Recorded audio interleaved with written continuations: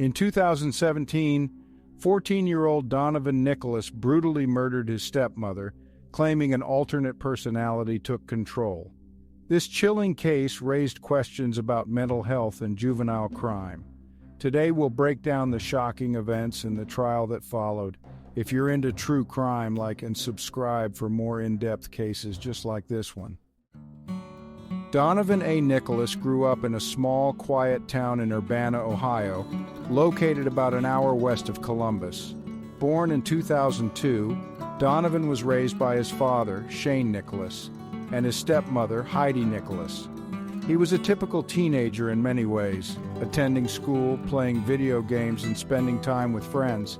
However, there were aspects of Donovan's personality that suggested deeper issues beneath the surface, even before the tragic events of 2017. As a child, Donovan had a seemingly normal upbringing, but by the time he reached his teenage years, there were noticeable changes in his behavior.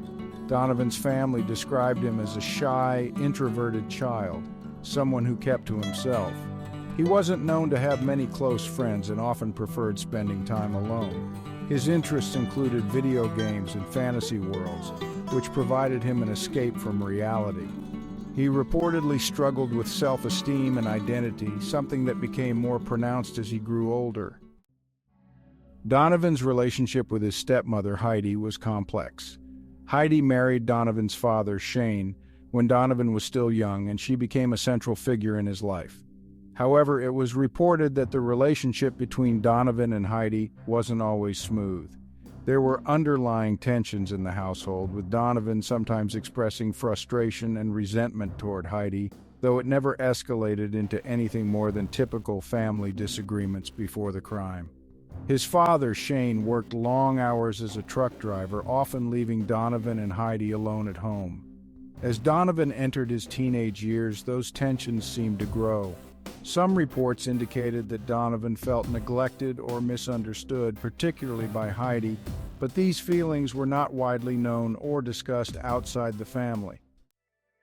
As for mental health, there were no publicly documented signs that Donovan suffered from severe mental illness before the crime. He wasn't under psychiatric care, nor was he known to have been diagnosed with any disorders prior to the murder. However, after his arrest, Donovan introduced the claim that he was suffering from dissociative identity disorder, or DID, a mental health condition characterized by the presence of two or more distinct personality states. According to Donovan, one of these alternate personalities, whom he named Jeff, was responsible for the murder. He claimed that Jeff took over his body and made him kill his stepmother. This was a startling claim, especially because there had been no prior indication of such a disorder. Dissociative identity disorder is rare and often controversial, with some experts questioning the validity of many cases. The emergence of this disorder in Donovan's case became a central point in his defense. After the crime, Donovan told investigators and later the court that he had been experiencing symptoms of DID for some time, though he hadn't told anyone. He said that Jeff was a violent personality that lived inside him, and when this alternate identity took over, Donovan lost control of his actions. He even stated during his interrogation that it wasn't him who committed the murder, but Jeff. Despite Donovan's claims, there is no clear evidence that he was formally diagnosed with any mental health conditions before the murder, nor had he sought professional help for psychological issues. This made it difficult for both the legal system and mental health experts to determine whether Donovan's claims of DID were genuine or fabricated as a defense strategy after the fact. Dissociative identity disorder typically develops in response to severe trauma, particularly during childhood, and can result in a person dissociating from their own identity. However, in Donovan's case, there was no documented history of trauma or abuse that could have triggered such a condition. This added to the skepticism surrounding his defense, as experts debated whether the disorder could appear spontaneously in someone without a clear history of trauma. While Donovan's defense team argued that his DID was real and that Jeff had indeed committed the murder, The prosecution viewed the claims as an attempt to evade responsibility for his actions. The lack of prior mental health treatment or a formal diagnosis complicated the case further. Regardless, Donovan maintained throughout the trial that he was not in control of himself when the murder occurred, insisting that Jeff was to blame. This claim of dissociative identity disorder, coupled with Donovan's quiet, introverted nature, painted a complex picture of a teenager who may have been struggling internally long before the crime took place. However, whether those struggles were the result of a genuine mental health disorder or something else entirely remains a point of contention to this day. Heidi Nicholas was a 40-year-old woman living in Urbana, Ohio, with her husband Shane Nicholas and her stepson Donovan. She worked as a medical professional and was described by friends and family as caring and hardworking. Heidi had a reputation for being a nurturing figure, both in her professional life and at home, where she tried to build a stable and loving environment for her family. Heidi married Shane when Donovan was still a young child, and she took on a central role in raising him. While Heidi wasn't Donovan's biological mother, she assumed many of the responsibilities a mother would, balancing the challenges of being a stepmother to a growing boy. She had no biological children of her own, but she was dedicated to helping raise Donovan and supporting her husband. Family and friends noted that Heidi had a strong sense of responsibility toward Donovan, and she did her best to foster a positive home environment. Despite her efforts, there were tensions in the household between her and Donovan, though these conflicts seemed relatively minor on the surface. Heidi's relationship with Donovan was complex, as it often can be in blended families. Sources from within the family indicated that Heidi was strict with Donovan, particularly when it came to household rules and expectations. She tried to set boundaries and ensure that Donovan contributed to the household. Some reports suggested that Donovan may have resented this, feeling as though she was overly controlling at times. However, there were no reports of major incidents or violence between them before the crime. On April 6, 2017, a violent and tragic event unfolded in the quiet town of Urbana, Ohio. In a case that would shock the local community, 14-year-old Donovan A. Nicholas brutally murdered his stepmother, Heidi Nicholas, in their home. What began as an ordinary day ended with a horrific crime that left one woman dead and a family shattered. The day began like any other, with no apparent signs of the violence that would soon follow. Donovan and Heidi were at home together as Donovan's father, Shane, was away on a trucking job. The home, located in a peaceful residential neighborhood, had been the setting for years of family life, but that day, it became the scene of a gruesome crime. What led up to the attack remains somewhat unclear. According to Donovan, he had been feeling overwhelmed by an alternate personality named Jeff for some time, and on the day of the crime, this personality allegedly took control. There was no indication of a major argument or dispute that immediately preceded the attack, but underlying tensions in the family, particularly between Donovan and Heidi, may have contributed to what happened next. At some point during the day, Donovan retrieved a knife and a gun from within the house. He later claimed that he was not in control of his actions, but instead it was Jeff who had taken over and committed the murder. Donovan first stabbed Heidi multiple times, inflicting severe wounds. After the initial stabbing, he then shot her. Heidi, completely unprepared for the attack, had no chance to defend herself.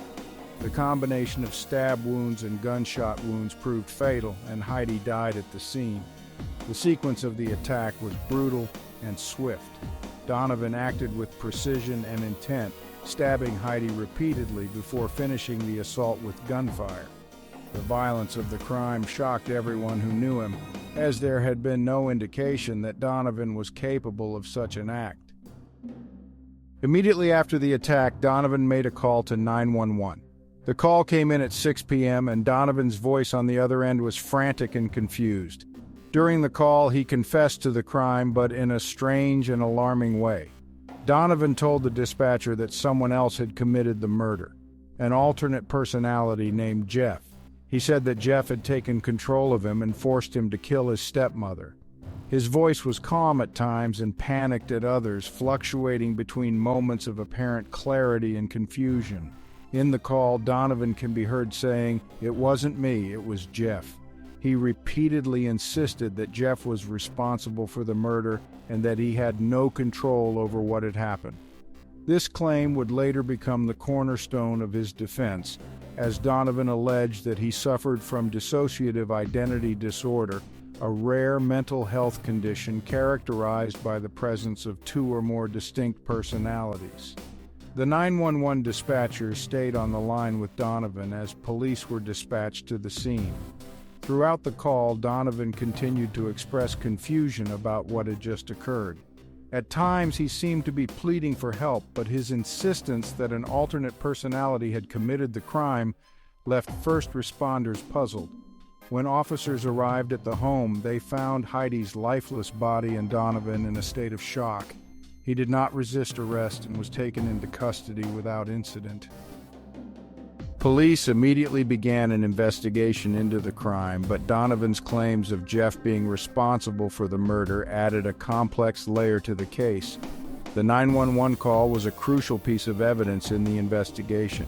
It captured Donovan's immediate reaction to the crime, providing insight into his state of mind in the moments following the murder. The call also raised questions about his mental health, as the claim of an alternate personality committing the crime was not something investigators typically encountered in such cases. As the investigation continued, it became clear that this was no accidental or impulsive act. The use of both a knife and a gun suggested that Donovan had prepared for the attack in some way, though his defense would argue otherwise.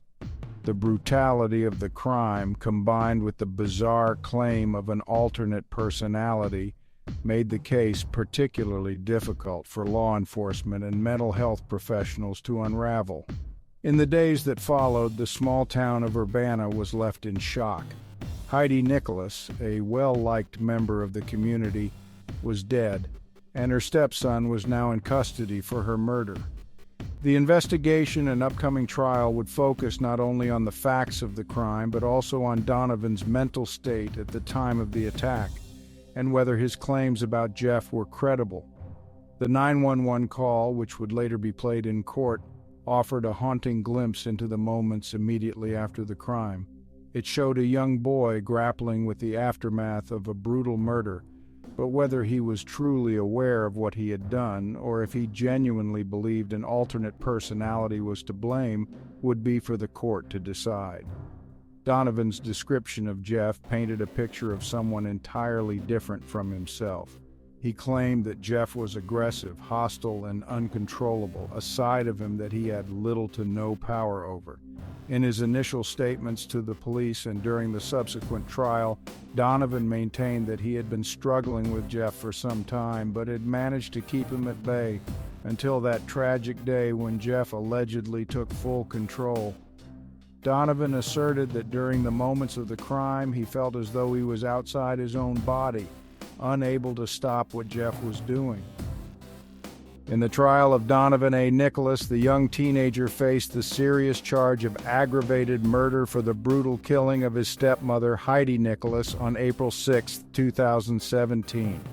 Under Ohio law, aggravated murder is one of the most severe charges, carrying the possibility of life imprisonment.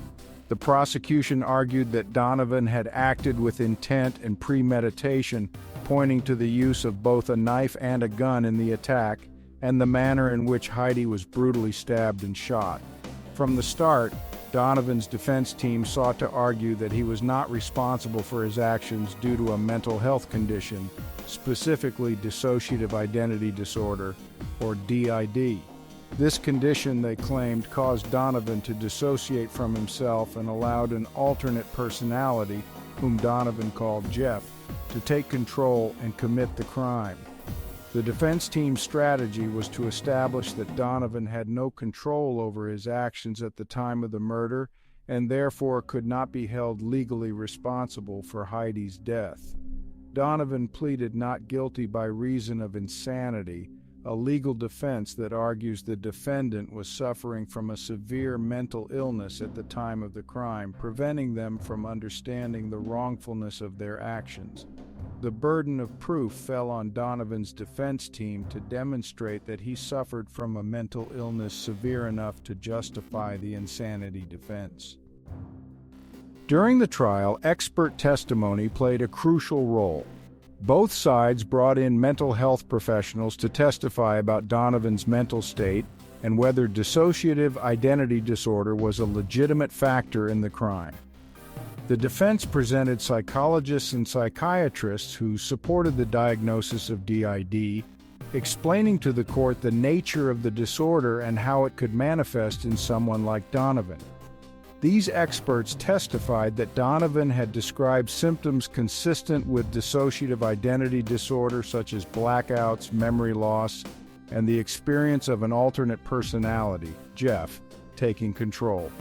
They emphasized that Donovan's condition was rare but real, and that he had likely been suffering from it for some time before the murder. The defense's experts explained that dissociative identity disorder often develops in response to severe trauma, particularly during childhood, although no clear evidence of trauma had been found in Donovan's case. Still, they argued that Donovan's psychological profile fit the pattern of someone with DID, and that at the time of the murder it was Jeff who had taken control, not Donovan himself. These experts suggested that Donovan's mind had dissociated so completely during the attack that he was unaware of what was happening and therefore could not be held legally accountable for the crime. However, the prosecution brought in their own mental health professionals who challenged this diagnosis. The prosecution's experts questioned whether Donovan truly suffered from DID, noting the lack of a documented history of trauma or mental health issues prior to the crime.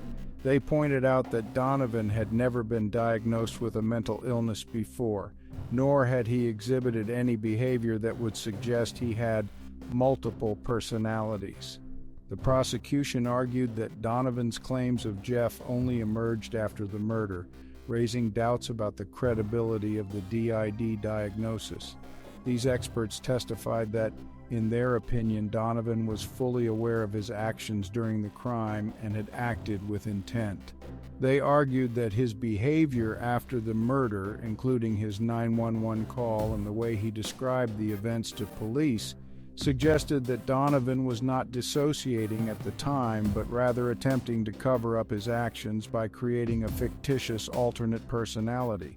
The prosecution also pointed to the methodical nature of the attack, the use of both a knife and a gun, as evidence of premeditation, arguing that Donovan had planned the murder rather than being overtaken by a psychological disorder.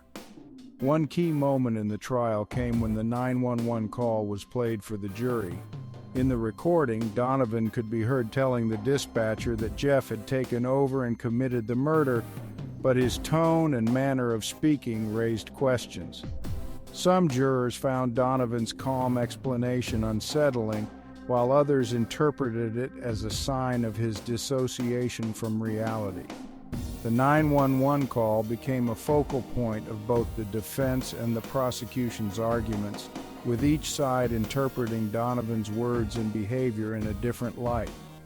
Another significant moment was the testimony of Donovan's father, Shane Nicholas. Shane described his son as a quiet, introverted boy who had never shown signs of violent tendencies before the murder. He recounted the shock he felt when he learned that Donovan had killed Heidi, and his disbelief when Donovan claimed that Jeff was responsible. Shane's testimony highlighted the deep pain and confusion that the murder had caused within the family, but it also underscored the defense's argument that Donovan had been struggling with a mental health issue that went unrecognized for years. In contrast, the prosecution focused on the brutality of the crime itself. They called on forensic experts who testified about the extent of Heidi's injuries, describing the multiple stab wounds and gunshot wounds that she suffered. This testimony emphasized the calculated nature of the attack, supporting the prosecution's argument that Donovan had acted with intent and knew exactly what he was doing.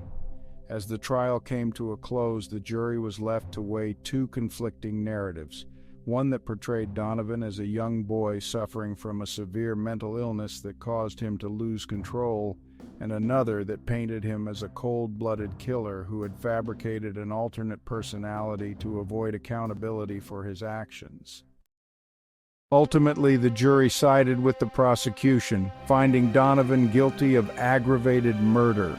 The court rejected the insanity defense, concluding that Donovan was responsible for his actions and had acted with premeditation.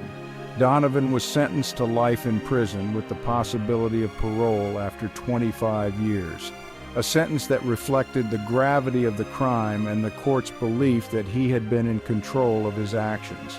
The trial of Donovan A. Nicholas was a deeply complex case, raising difficult questions about mental health, responsibility, and justice. While the defense argued that dissociative identity disorder was the key to understanding Donovan's actions, the prosecution successfully made the case that the crime was deliberate and that Donovan must be held accountable.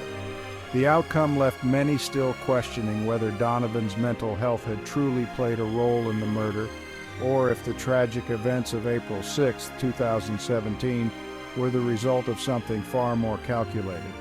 The trial of Donovan A. Nicholas concluded with a verdict that would seal his fate. After hearing all the evidence, expert testimonies, and arguments from both the defense and prosecution, the jury found Donovan guilty of aggravated murder. This conviction meant the jury did not accept the insanity defense put forward by Donovan's legal team. Despite their efforts to argue that Donovan's dissociative identity disorder and his claim that an alternate personality named Jeff had taken control during the murder, the court determined that Donovan was responsible for his actions. The prosecution's argument of premeditation, supported by evidence of the brutal and methodical nature of the attack, convinced the jury that this was not a case of uncontrollable mental illness. The use of both a knife and a gun, the level of violence inflicted on Heidi, and Donovan's behavior following the crime pointed toward deliberate action, not dissociation. The jury's decision reflected their belief that Donovan had the capacity to understand the consequences of his actions at the time of the murder, despite the defense's insistence that he was not in control due to dissociative identity disorder. Following the guilty verdict, the court moved to sentencing. Donovan was sentenced to life in prison with the possibility of parole after 25 years. Given Donovan's age at the time of the crime, only 14 years old, this sentence was the most severe that could be imposed under Ohio law for a juvenile convicted of aggravated murder. The possibility of parole after 25 years leaves open the chance that Donovan could one day be released, but only after serving a significant portion of his life in prison. The court considered the gravity of the crime and Donovan's age in balancing punishment with the potential for rehabilitation. Thanks for watching. If you found this case interesting and want to dive into more true crime stories, don't forget to hit that like button and subscribe to the channel. We post regularly with in-depth looks at real-life cases, so make sure to turn on notifications so you don't miss out on our next video. See you next time.